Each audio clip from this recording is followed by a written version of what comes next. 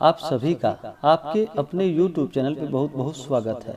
आइए आज आप सब सुनेंगे अजा एकादशी व्रत की कथा। भाद्रपद माह के कृष्ण पक्ष में पड़ने वाली एकादशी को इसे अजा एकादशी या जया एकादशी के नाम से जाना जाता है। आप सभी भक्तों को अजा एकादशी व्रत की ढेर सारी शुभकामनाएं। प्रत्येक माह की कृष्ण पक्ष और शुक्ल पक्ष की एकादशी तिथि के दिन एकादशी का व्रत किया जाता है। इसे एकादशी या ग्यारस व्रत के नाम से जाना जाता है।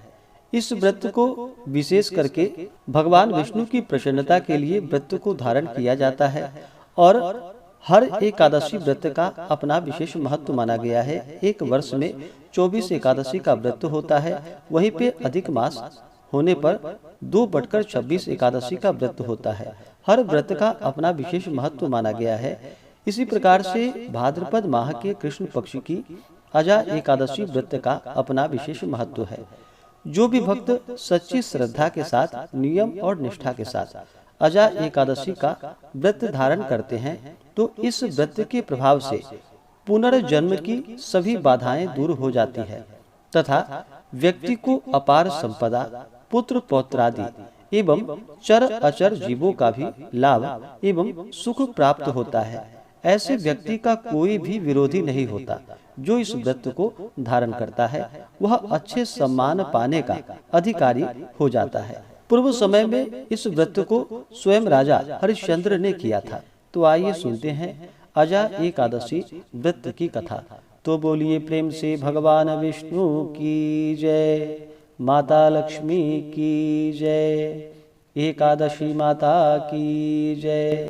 एक समय की बात है, एक बार युधिष्ठिर ने भगवान श्री कृष्ण से कहा कि हे जनार्दन, आगे अब आप मुझसे भाद्रपद माह के कृष्ण पक्ष की एकादशी का नाम और महात्म्य का वर्णन कीजिए। भगवान श्री कृष्ण जी ने कहा कि हे राजन, इस एकादशी का नाम अजा है और यह एकादशी सब पापों को नष्ट करने वाली और अत्यंत ही फल को देने वाली है। इसका व्रत करके जो भगवान की पूजा करते हैं और इसके महात्म्य को पढ़ते हैं तथा सुनते हैं, उनके सब प्रकार के पाप नष्ट हो जाते हैं। अब इस व्रत का फल किसको किस प्रकार प्राप्त हुआ वह आप मुझसे सुनिए। पूर्व समय में समस्त पृथ्वी का चक्रवर्ती तथा सत्य प्रतिज्ञ वाला हरिश्चंद्र नामक राजा हुआ। उसके किसी कर्म के कारण उसका समस्त राज्य यहाँ तक नष्ट हो गए कि उसको अपने पुत्र तथा स्त्री को बेचने के लिए बाध्य होना पड़ा। इस प्रकार का धर्मशील राजा होने पर भी उसको चांडाल का सेवक होकर मृतकों का कफन जो कि कर स्वरूप में लेना पड़ा। परंतु उसने अपने इस प्रकार की संकटकालीन अवस्था में भी धर्म और सत्य को नहीं त्यागा। इस प्रकार चांडाल का सेवक होकर उसका दीर्घकाल व्यतीत हो गया।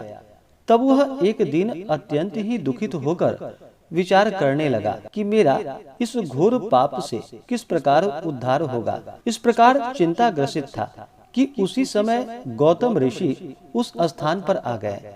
गौतम ऋषि को देखकर राजा ने अपने सब कष्टों का वृतांत उनको कहकर सुनाया। गौतम ऋषि राजा के इन कष्टपूर्ण बातों को सुनकर बहुत दुखी हुए और राजा को अजा एकादशी के व्रत के अनुष्ठान का उपदेश दिया कि हे राजन, भाद्रपद माह के कृष्ण पक्ष की एकादशी का आप विधि पूर्वक व्रत कीजिए और समस्त रात्रि जागरण करके भगवान का स्मरण कीजिए। इस व्रत के प्रभाव से आपके सभी पाप नष्ट हो जाएंगे और सभी प्रकार के कष्टों से छूट जाओगे।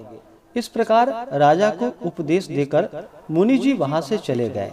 मुनि जी के कथा अनुसार राजा हरिश्चंद्र ने इस उत्तम व्रत का अनुष्ठान किया और सारी रात जागरण करते हुए भगवान का भजन करते रहे। इस प्रकार व्रत के प्रभाव से राजा हरिश्चंद्र के सब पाप क्षय हो गए और सब कष्टों से मुक्त होकर अपने पुत्र और पत्नी को प्राप्त किया और शत्रुओं से रहित राज्य को प्राप्त कर सकल परिवार सहित आनंद का उपभोग किया और अंत समय स्वर्ग की प्राप्ति हुई। इस प्रकार व्रत के करने वाले के सब पाप नष्ट हो जाते हैं और स्वर्ग की प्राप्ति होती है। जो इसका महात्म्य पढ़ता और सुनता है वह अश्वमेध यज्ञ का फल प्राप्त करता है। तो बोलिए प्रेम से भगवान विष्णु की जय, माता लक्ष्मी की जय। तो आशा करता हूँ कि यह जानकारी आपको अच्छा लगा हो।